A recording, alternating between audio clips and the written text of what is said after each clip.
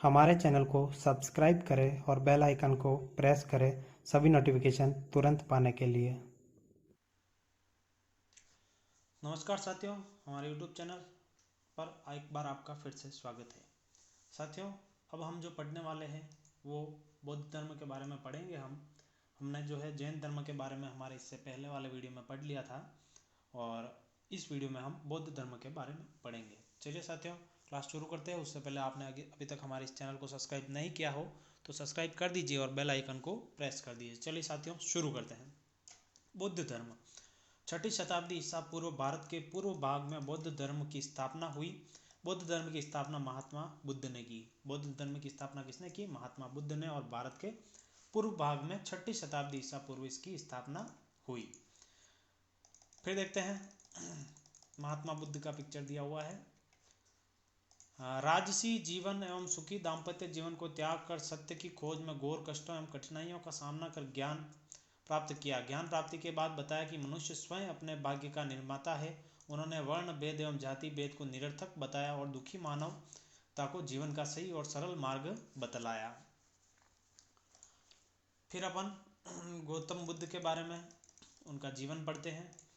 महात्मा बुद्ध का जन्म 563 ईस्वी पूर्व, कुछ विद्वानों के अनुसार 566 ईस्वी पूर्व में शाक्य क्षत्रिय कुल में शुद्धोदन के यहाँ लुम्बिनी वन में हुआ।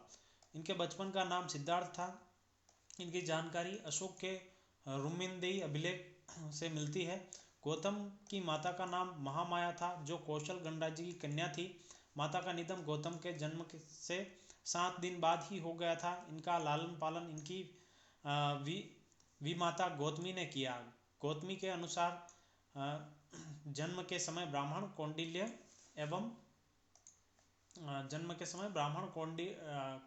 एवं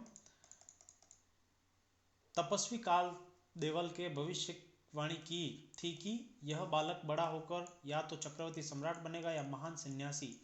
इनके पिता ने उनका लालन पालन राजसी ऐश्वर्य एवं वैभव के वातावरण में किया। इन्हें राजकुमारों के अनुरूप शिक्षा दी गई, परंतु बचपन से ही वे अत्यधिक संवेदनशील एवं चिंतनशील स्वभाव के थे। प्राय एकांत में बैठकर वे जीवन मरण सुख दुख आदि समस्याओं पर गंभीर रूप से विचार किया करते थे। उन्हें इस प्रकार सांसारिक जीवन से विरक्त होते देखकर उनके पिता को गहरी चिंता होने लगी। उन्होंने सिद्धार्थ को सांसारिक जीवन में व्यस्त करने का प्रयास किया। 16 वर्ष की आयु में ही इनका यशोधरा के साथ विवाह कर दिया गया। इंपॉर्टेंट है, इनकी पत्नी का नाम यशोधरा के साथ विवाह कर दिया गया। यशोधरा एवं सिद्धार्थ के एक पुत्र उत्पन्न हुआ जिनका नाम राहुल रखा। सिद्धार्थ के पिता ने अपने पुत्र को सांसारिक प्रवृत्तियों में लगाने के लिए प्रत्येक मौसम के अनुकूल अलग अलग प्रसाद बनवा दिए तथा प्रत्येक प्रसाद में विभिन्न ऋतुओं के अनुसार सभी प्रकार के ऐश्वर्य और भोग विलास की सामग्री उपलब्ध करवा दी। वैभव और विलास के बीच सिद्धार्थ के मन में जीवन की समस्याओं को लेकर निरंतर द्वंद्व रहता था। 12-13 वर्ष गृहस्थ जीवन में रहने के बाद भी सिद्धार्थ का मन सांसारिक प्रवृत्तियों में नहीं लगा। एक दिन विहार के लिए जाते हुए उन्होंने प्रथम बार वृद्ध, द्वितीय बार एक व्याधि ग्रस्त मनुष्य, तृतीय बार एक मृतक तथा चतुर्थ बार एक प्रसन्नचित्त सन्यासी को देखा। मानव को दुखों में फंसा हुआ देखकर उनका मन खिन्न हो गया। तो बुढ़ापा, व्याधि तथा मृत्यु जैसी गंभीर सांसारिक समस्याओं ने उनके जीवन का मार्ग बदल दिया और इन समस्याओं के समाधान के लिए अपनी पत्नी एवं पुत्र को सोते हुए छोड़कर 29 वर्ष की आयु में गृह त्याग दिया। इस गृह त्याग को बौद्ध ग्रंथों में महाविनिष्क्रमण, ठीक है, महाविनिष्क्रमण कहा गया। सब इम्पोर्टेंट है, जितने भी ये वर्ड आ रहे हैं सब इम्पोर्टेंट है, इनकी डेफिनेशन ध्यान होनी चाहिए। ज्ञान की खोज में गौतम बुद्ध एक स्थान से दूसरे स्थान पर घूमते रहे। सर्वप्रथम वैशाली के निकट आलार कलाम, ठीक है, आलार कलाम नामक तपस्वी के आश्रम में ज्ञानार्जन के लिए गए, जो सांख्य दर्शन के आचार्य थे तथा अपनी साधना शक्ति के लिए प्रसिद्ध थे, परंतु वहां उनकी ज्ञान पिपासा शांत नहीं हुई। उनके बाद वे राजगृह के ही एक ब्राह्मण उद्रक रामपुत्र के पास गए। यहाँ भी उनको शांति नहीं मिली। यहाँ से वे उरुवेला बोध गया नामक स्थान पर पहुँचे। यहाँ उन्हें 5 ब्राह्मण साधक सन्यासी मिले। ठीक है, उन्हें यहाँ पर 5 ब्राह्मण साधक सन्यासी मिले थे। हाँ, प्रारंभ में इन्होंने कठोर तपस्या की जिससे उनका शरीर जर्जर हो गया। बाद में ऐसी साधना प्रारंभ की जिसकी पद्धति पहले की अपेक्षा सरल थी। इस पर उनके साथियों से मतभेद हो गया तथा वे उनका साथ छोड़कर सारनाथ चले गए। 6 वर्षों की साधना के पश्चात 35 वर्ष की उम्र में वैशाख पूर्णिमा की रात को पीपल के वृक्ष के नीचे उन्हें आंतरिक ज्ञान प्राप्त हुआ। तभी से वे बुद्ध नाम से विख्यात हुए। इस वृक्ष का नाम बोधि वृक्ष तथा उस स्थान का नाम बोध गया हो गया। ठीक है, कहाँ पर हुआ था? बोध गया में। वृक्ष का नाम बोधि वृक्ष। ठीक है, इंपॉर्टेंट है, ये ध्यान रखने की बात है। फिर ज्ञान प्राप्ति के पश्चात बुद्ध अपने ज्ञान और विचारों को जन साधारण तक पहुंचाने के उद्देश्य से निकल पड़े और सारनाथ पहुंचे। यहाँ उन्होंने 5 ब्राह्मण साथियों को अपने ज्ञान की धर्म के रूप में दीक्षा दी। यह घटना बौद्ध धर्म के इतिहास में धर्म चक्र प्रवर्तन के नाम से जानी जाने लगी। बुद्ध 45 वर्ष तक अपने धर्म का प्रचार करते रहे। उन्होंने साधारण बोलचाल की भाषा को अपनाते हुए जाति पाति और ऊंच नीच की भावना से दूर रहते हुए सभी को उपदेश दिए। अंत में 80 वर्ष की आयु में 483 ईस्वी पूर्व, कुछ विद्वानों के अनुसार 486 ईस्वी पूर्व, मल्ल गणराज्य की राजधानी कुशीनगर में अपना शरीर त्याग दिया। महात्मा बुद्ध के शरीर त्यागने की घटना को बौद्ध इतिहास में महापरिनिर्वाण कहा जाता है। बुद्ध का अंतिम उपदेश था, हे भिक्षुओं, तुम आत्मदीप बनकर विचरो, तुम अपनी ही शरण में जाओ। तो यहाँ पर हम भगवान बुद्ध के बारे में ये सब जानकारी हासिल कर रहे हैं। फिर देखते हैं आगे क्या है।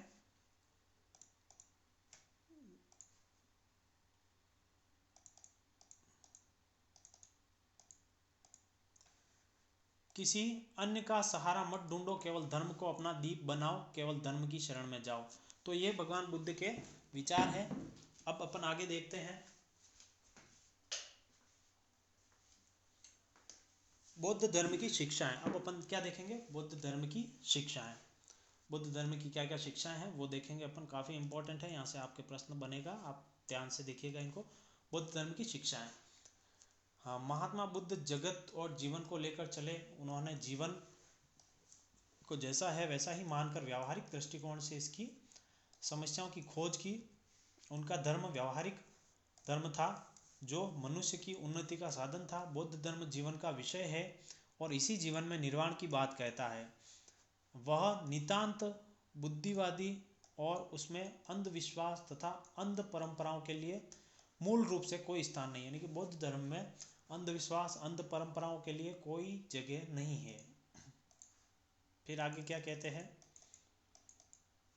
उनके धर्म का आधार मानव का कल्याण था। बौद्ध धर्म की आधारशिला उनके 4 आर्य सत्य है और उसके अन्य सिद्धांतों का विकास इस 4 आर्य सत्यों पर ही हुआ है। 4 आर्य सत्य निम्नलिखित है, अपन देखेंगे क्या है। तो 4 आर्य सत्य जो है वो पहला है दुख। दुख को देखते हैं अपन। दुख, बुद्ध ने संपूर्ण मानवता को दुखी देखा। उनका कहना था कि जीवन दुखों तथा कष्टों से परिपूर्ण है। जिन्हें हम सुख समझते हैं वे भी दुखों से भरे हुए हैं। चारों ओर दुख ही दुख है, यानी कि दुख ही दुख बता रखे हैं यहाँ पर। फिर दुख समुदय, प्रत्येक कार्य का कोई न कोई कारण होता है। अंततः दुख का भी कोई कारण है। दुख का कारण अविद्या है, यानी कि इन्होंने कहा है कि दुख का जो कारण है वो अविद्या है, अज्ञान है। ठीक है। फिर दुख निरोध, जिस प्रकार संसार में दुख है और दुख का कारण है उसी प्रकार दुख निरोध भी संभव है। यदि दुखों के मूल कारण अविद्या का नाश कर दिया जाए तो दुख भी नष्ट हो जाएगा। दुख निरोध को ही निर्वाण कहा गया है, यानी कि जो दुख निरोध है उसको ही निर्वाण कहा गया है यहाँ पर बौद्ध धर्म में। दुख निरोध का मार्ग, कोई भी व्यक्ति बुद्ध द्वारा बताए मार्ग पर चलकर दुखों पर विजय प्राप्त कर सकता है। दुख से मुक्ति का मार्ग अष्टांगिक मार्ग कहलाता है। ये 8 अंग निम्नलिखित है। सम्यक दृष्टि अर्थात 4 आर्य सत्यों का यथार्थ ज्ञान तथा बुद्ध वचनों में श्रद्धा। फिर दूसरा सम्यक संकल्प। सम्यक संकल्प भोगवाद से मुक्त, दूसरों के साथ पूर्ण मैत्री करना तथा सभी के साथ कल्याण की भावना करना, आर्य मार्ग पर चलने का दृढ़ निश्चय। फिर तीसरा है सम्यक वाचा वाणी, सत्य, परस्पर सद्भाव उत्पन्न करने वाला, प्रिय एवं मित भाषण, यह वाणी की पवित्रता और सत्यता है। फिर सम्यक कर्मात्, फिर क्या आता है सम्यक कर्मात्, सम्यक कर्मात् लोगों के लिए कल्याणकारी कर्मों का आचरण अर्थात हिंसा, द्वेष व दुराचरण का त्याग तथा सत्कर्मों का आचरण है।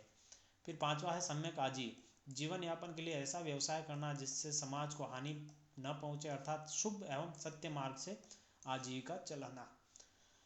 फिर छठा है अपने सम्यक व्यायाम यानी कि प्रयत्न, पूरे विचारों को आने से रोकना तथा मन में स्थित सुविचारों को बढ़ाना। इन चार मानसिक प्रयत्नों को सम्यक व्यायाम कहते हैं, यानी कि बुरे विचारों को तो आने से रोकना और जो मन में विचार है अपने अच्छे उनको बढ़ावा देना।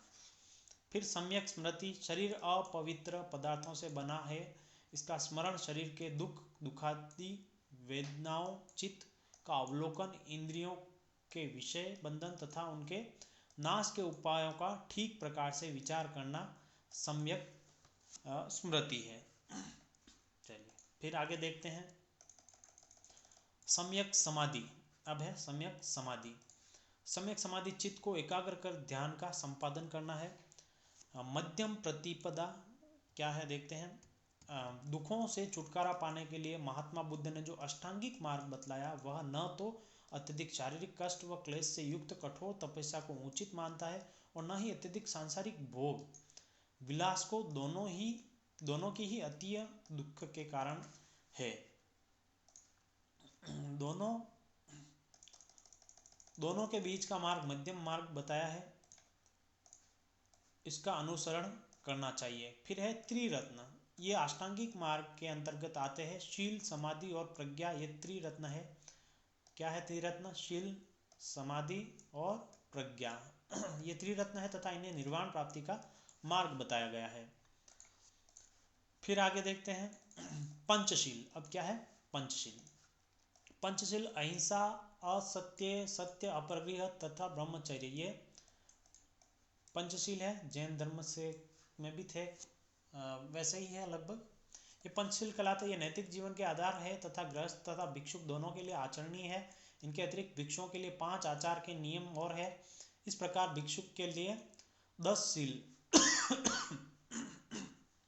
यानी कि भिक्षुओं के लिए 10 शील है, जैसे असमय भोजन, माला धारण, स्वर्ण रजत आदि व सुखद शैया का त्याग। 5 ये है, 5 ऊपर वाले यानी कि 10 है भिक्षुओं के लिए।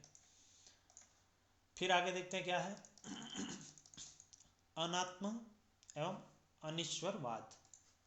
गौतम बुद्ध ने बताया कि संसार में प्रत्येक वस्तु परिवर्तनशील, अस्थायी, गतिशील है। बौद्ध धर्म में इसे अनित्यवाद या क्षणिकवाद का सिद्धांत कहा गया है। अतः आत्मा जैसी कोई नित्य वस्तु नहीं है, अतः उन्होंने आत्मा के अस्तित्व को अस्वीकार कर दिया। उन्होंने ईश्वर के अस्तित्व को भी नहीं स्वीकारा था। गौतम बुद्ध ने बताया कि ईश्वर के अस्तित्व को भी नहीं स्वीकारा था। कर्मवाद एवं पुनर्जन्मवाद। बौद्ध धर्म कर्मवाद को मानता है। उनका कहना है कि मनुष्य जैसा कर्म करता है वैसा ही फल भोगता है। वे मनुष्य की समस्त कायिक, वाचिक और मानसिक चेष्टाओं को कर्म मानते हैं। यही कर्म सुख दुख के दाता। पुनर्जन्म के बारे में बौद्ध मत है कि मनुष्य का जीवन उसके कर्मों के अनुसार अच्छा या बुरा होता है। पुनर्जन्म आत्मा का नहीं अपितु अहंकार का होता है। जब मनुष्य की तृष्णाएं एवं वासनाएं नष्ट हो जाती है तब वह पुनर्जन्म के चक्र से मुक्त हो जाता है। कहते हैं कि जब मनुष्य की तृष्णा व वासना सब नष्ट हो जाती है तब वह पुनर्जन्म के चक्र से मुक्त हो जाता है। अब है कार्य कारण संबंध। प्रत्येक कार्य का कोई कारण होता है। बौद्ध धर्म का कार्य कारण का सिद्धांत प्रतीत्य समुत्पाद के नाम से भी जाना जाता है। प्रतीत्य का अर्थ है अपेक्षा रखकर तथा समुत्पाद का अर्थ है उत्पत्ति। अंत प्रतीत्य समुत्पाद का अर्थ हुआ कारण पर निर्भर रहकर कार्य की उत्पत्ति। फिर उसके बाद बौद्ध धर्म के अंतर्गत इस सिद्धांतों के 3 सूत्र बताए, यानी कि बौद्ध धर्म के अंतर्गत इस सिद्धांत के 3 सूत्र बताए। पहला है इसके होने पर यह होता है, दूसरा इसके न होने पर यह नहीं होता है और तीसरा इसका निरोध होने पर निरुद्ध हो जाता है। इस कार्य कारण की श्रृंखला के 12 क्रम बताए गए हैं जो 12 क्रम अभी ये देखेंगे अपन। पहला अविद्या, दूसरा संस्कार, तीसरा विज्ञान चैतन्य, चौथा नाम रूप, पांचवा षडायतन, पांचों इंद्रियों तथा मन समूह, और छठा है स्पर्श, सातवां वेदना, और आठवां तृष्णा, और नवा जो है वह उत्पादान, सांसारिक विषयों में लिपटे रहने की इच्छा, और 10वां है भव, शरीर धारण करने की इच्छा, 11वां है जाति, शरीर धारण करना, और 12वां है जरा मरण। यानी कि ये इसके 12 हुए। फिर इस श्रृंखला को द्वादश निदान या भव चक्र भी कहते हैं। मरण इस चक्र का अंत नहीं है। मरण के बाद भी अविद्या और कर्म संस्कार रहते हैं जो नए जन्म का कारण बनते हैं। यानी कि मरण जो है वो अंत नहीं है, इसके बाद भी जीवन चक्र है वो चालू रहता है, जो नए जन्म का कारण बनते हैं। इस प्रकार यह चक्र चलता रहता है। ठीक है, अब बात आती है मोक्ष की। मोक्ष बौद्ध धर्म में जीवन का अंतिम लक्ष्य निर्वाण मोक्ष है। इसका शाब्दिक अर्थ बुझ जाना या शांत हो जाना है। दुख के मूल कारण तृष्णा के बुझ जाने पर निर्वाण की स्थिति आ जाती है। निर्वाण की प्राप्ति पर मनुष्य जन्म मृत्यु के बंधनों से मुक्त हो जाता है। यानी जब निर्वाण की स्थिति आती है तब मनुष्य जन्म मृत्यु के बंधनों से मुक्त हो जाता है। फिर अगली बात आती है अपने बौद्ध धर्म का प्रचार एवं विकास। गौतम बुद्ध ने बौद्ध धर्म का प्रचार योजनाबद्ध तरीके से किया। वे वर्षा ऋतु में विभिन्न नगरों में विश्राम करते तथा शेष ऋतुओं में एक स्थान से दूसरे स्थान पर घूम घूम कर अपने मत का प्रचार करते। उन्होंने अपने मत के प्रचार के लिए बौद्ध संघ और बौद्ध विहारों की स्थापना की। यही कारण रहा कि गौतम बुद्ध के समय और कालांतर में राज्याश्रय के कारण बौद्ध धर्म का प्रचार भारत में ही नहीं अपितु चीन, Japan, Sri Lanka, Tibet, Indonesia, Burma, Myanmar, Korea, Nepal, Manchuria, Sumatra, Malaya, Cambodia तथा वियतनाम आदि देशों में हुआ। अशोक और कनिष्क ने तो अपने राज्य का धर्म बौद्ध धर्म घोषित कर दिया। सम्राट अशोक थे, उन्होंने और कनिष्क ने तो अपने राज्य का धर्म यानी कि बौद्ध धर्म राज्य का धर्म घोषित कर दिया था। चीनी यात्री फैनसोंग ने हर्ष के समय 10,000 बौद्ध विहारों का उल्लेख किया है, जिसमें 75,000 भिक्षु भिक्षुणियां रहते थे। नालंदा बौद्ध धर्म का प्रमुख केंद्र था। नालंदा जो था वो बौद्ध धर्म का प्रमुख केंद्र था। ये प्रश्न बहुत इंपॉर्टेंट है, इसको ध्यान रखिएगा। बौद्ध संघ द्वारा उनके मत का अधिक प्रचार प्रसार हुआ, और इनके मत का अधिक प्रचार प्रसार किसने किया? बौद्ध संघ ने। अब बात करते हैं आगे महात्मा बुद्ध की शिक्षाओं को लेखबद्ध करने और बौद्ध धर्म भिक्षुओं में आ रहे मतभेद को दूर करने तथा बौद्ध धर्म के प्रचार प्रसार के लिए 4 बौद्ध संगीति तथा महासभाओं का आयोजन हुआ।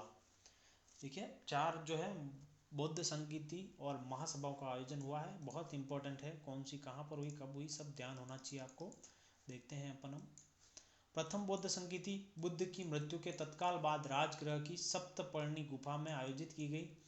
इस समय मगध का शासक अजातशत्रु था। इस संगीति की अध्यक्षता महाकश्यप ने की तथा बौद्ध की शिक्षा का संकलन किया, जिन्हें सूत पिटक व विनय पिटकों में बांटा गया। ये 2 पिटक यहाँ पर बटे। सूत पिटक का संकलन आनंद ने किया और इसमें बौद्ध धर्म के सिद्धांत रखे। दूसरा विनय पिटक जिसका संकलन उपाली ने किया, जिसमें भिक्षुओं के आचार विचार के नियम रखे। इंपॉर्टेंट है किसका संकलन किसने किया। फिर आगे देखते हैं द्वितीय संगीति। ठीक है, द्वितीय संगीति देखते हैं अब अपन क्या है इसमें। द्वितीय बौद्ध संगीति का आयोजन कालाशोक के शासन काल में गौतम बुद्ध की मृत्यु के 100 वर्ष बाद 383 ईस्वी पूर्व वैशाली में किया गया। इस सभा को बुलाने का कारण बौद्ध भिक्षुओं में आए मतभेदों को दूर करना था। इस बौद्ध संगीति के बाद भिक्षु संघ 2 संप्रदायों में बंट गया। एक परंपरागत नियम में आस्था रखने वाला संप्रदाय जिसका नेतृत्व महाकच्छान ने किया, स्थाविर अथवा थेरवादी कहलाया। ठीक है, स्थाविर या थेरवादी कहलाया। फिर दूसरा था जिसका नेतृत्व महाकश्यप कर रहा था, जो परिवर्तन के साथ विनय को स्वीकार करने वालों का संप्रदाय महासांगिक अथवा सर्वास्तिवादी कहलाया। फिर तीसरा तृतीय बौद्ध संगीति, यह महासभा मौर्य शासक अशोक के काल में पाटलिपुत्र में बुलाई गई। इसकी अध्यक्षता मोगलीपुत्र तिस्त ने की। उन्होंने कथावस्तु नामक ग्रंथ का संकलन किया, जो अभिधम पिटक का भाग है। ठीक है, सम्राट अशोक ने कौन सी बौद्ध संगीति बुलाई थी, अगर प्रश्न आ जाता है तो कौन सी? तीसरी। ठीक है, जिसमें बौद्ध धर्म के सिद्धांतों की दार्शनिक व्याख्या मिलती है। फिर अंतिम और चौथी संगीति कब हुई? यह सभा कुषाण शासक कनिष्क के समय कश्मीर के कुंडल वन में हुई। इसकी अध्यक्षता वसुमित्र ने की तथा अश्वघोष इसके उपाध्यक्ष थे। इसमें बौद्ध ग्रंथों के कठिन अंशों पर सम्यक विचार विमर्श हुआ। इसी समय बौद्ध धर्म हीनयान और महायान दो स्पष्ट एवं स्वतंत्र संप्रदायों में विभाजित हो गया। हीनयान और महायान कब हुआ विभाजित? तो चतुर्थ संगीति के समय। ध्यान रखने की बात है, बहुत इंपॉर्टेंट है। फिर बौद्ध धर्म के प्रमुख संप्रदाय। अब बौद्ध धर्म के प्रमुख संप्रदाय कौन कौन से? पहला हीनयान, दूसरा महायान जो अभी विभक्त हुआ था, तीसरा वैभाषिक संप्रदाय, चौथा सौत्रांतिक संप्रदाय, पांचवा माध्यमिक शून्यवाद संप्रदाय, छठा विज्ञानवाद योगाचार संप्रदाय और सातवां वज्रयान संप्रदाय। अब देखते हैं बौद्ध धर्म की विश्व संस्कृति को क्या देन है।